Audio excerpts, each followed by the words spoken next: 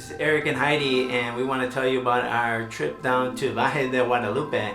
We live in Los Angeles, so it was a 4.5-hour drive. Well, that's what Maps said, but Heidi got us there in 4 hours. Yeah, and there's over 100 wineries in Valle de Guadalupe, but don't worry, we actually narrowed down the top 5 places to go right now in 2021. And we're going to get right into that now. So we have a top 5 list of things to do in Valle de Guadalupe. Number 1 is Casa Frida. Yeah, and the amazing thing about Casa Frida is the fact that they have all of Frida Kahlo's paintings throughout the winery. So you'll see throughout the winery, they have different pictures of her. They even have this really cool heart in the middle of the wineries and the vineyards. I don't know, they have like paper mache sculptures there at Casa Frida. Like we saw like that couple, you know, like this really tall couple, like they're made out of paper mache. And I think that heart that was like in the middle of the vineyards, big heart with a portrait of Frida there. So you definitely feel her presence there, which you should because it's named Casa Frida. So we had a great time there. I really enjoyed it. I think that the staff there are happy to be there because you can feel their energy and they're just really welcoming. I mean, Mexico in general has great hospitality. I think we totally experienced it in Valle de Guadalupe.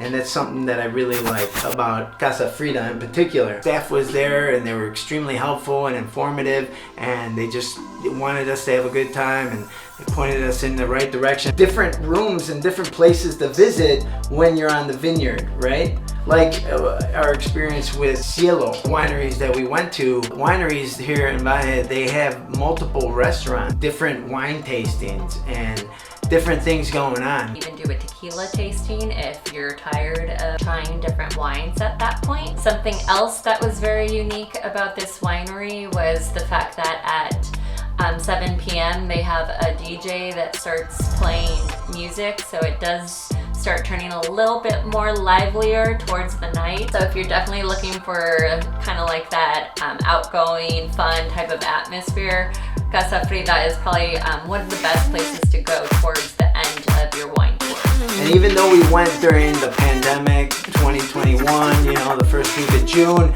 you know, things were still, and to this day, we're in July now, covered with masks. We got up and we started dancing. We were feeling the DJ's beats and vibe, and you know, nobody said anything to us. And it was a girl DJ. And it was a girl DJ, yeah, she was throwing it down. Good house music, it was cool. Really interesting place, different art all over. Definitely what you would expect being at an artist's place. So really enjoyed Casa Frida. One thing to note, when we did go there, and they did tell us that there is a minimum of a purchase. Did have to purchase 1 round and then an appetizer. Yeah, which they set us aside the bar. People were still kind of separated. It was cool, it was lively, it was young. Got there probably around 8 o'clock. We were tired from visiting other wineries and doing our everyday thing. By 10 o'clock, 10:30, we were kind of worn out already. So we didn't see what it was like all night, but from what they were saying, it is definitely hot spots there. Casa Frida, number 1. If you are looking to celebrate a birthday or a special occasion, there were a few people that had the little fireworks with the dessert coming to their table, which was kind of a nice gesture of the restaurant. So definitely a good place for a celebration. It's definitely a big property, definitely a cool experience. For you art lovers out there, the fans of Frida, it is a must. Definitely stop there and check it out. It's definitely a cool place to check out. Pickup truck there, it's like a classic truck that was spray painted, like kind of like street art, you know, kind of vibrant colors with Diego Rivera on one side and Frida Kahlo on the other. It was pretty cool. Alright guys, another top 5 thing to do in Valle de Guadalupe is Cuatro cuatros. It's 44. Sí. 4 fours. Oh, 4 fours. Yes, and Cuatro Cuatros is a really cool resort, and they have multiple restaurants, but one of the most amazing places at Cuatro Cuatros is Bar Buddha. In order to get to Bar Buddha, you must have a reservation. We were actually very lucky, and they did have space available for 2 people. and they actually have to shuttle you to the actual bar. It takes about an 8-minute shuttle drive up to the top of the hill. And once you walk in, it's probably one of the most breathtaking views you're gonna see. Yeah, and that shuttle up there is not free, right? It's $30. Oh yeah, that's right. So that's I something to forgot know. about that. Yeah, that's important to note. So that's going to cost you $30 just for the bus, and it's a short bus.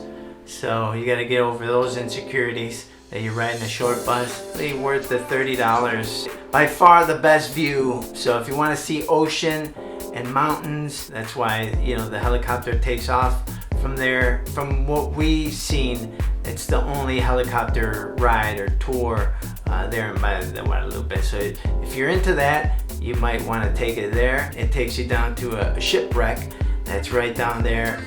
Something that Heidi and I were checking out, and possibly driving down there, right? And we drove around and we couldn't find any side road that take us to any shipwreck or, you know.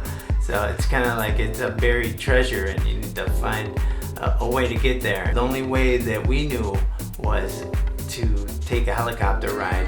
That was $100 a person. And so they were offering us a ride there for 3 people, $100 a person. Yeah, so that's something to do on our bucket list for next time. But they also had really good sandwiches, pork sandwiches, and sausage sandwich. yeah. Yeah, and great coffee drinks. Friends got some alcoholic coffee drinks that looked amazing. I think you got one too, like I a actually martini, got right? an espresso martini. Oh, okay. Yeah. It looked really good. Yeah, it was Yeah. really good. Like, you wouldn't think of that in Mexico, but yeah, they had a fully stocked bar. So obviously they have wine, but they have other options as well. Absolutely. I like wine, but you know, I don't know, something about the hot weather made me want to have a michelada, especially in Mexico. You know, I had to go for the michelada. Heidi, you know, she went for tequila lots of the times. So, you know, if you're not a fan of wine, it's okay. You know, you can reap the benefits of being in wine country by knowing that they usually pair wine with really good food. One of the other things to note about Cuatro Cuatros, like I mentioned, is that they have a very lively scene. We actually ended up making friends at this spot, and we ended up salsa dancing with them. Yes. So everybody's really friendly. Shout out to Omar, shout out to Martin, Carolyn. Yeah, and you know, they were great, and we met some cool people originally in Frida, and they were just so open and talkative with us, and that's the way you make friends. And we ended up seeing them at the next place we went to, and then the next place we went to, and we ended up hanging out, having a great time together. Yeah, like I said, you know, every place is pretty much secluded, you know, so everyone's in their own little world. So yeah, go out there, meet some friends, talk to some people. You met some people from San Diego, right? So yeah, definitely.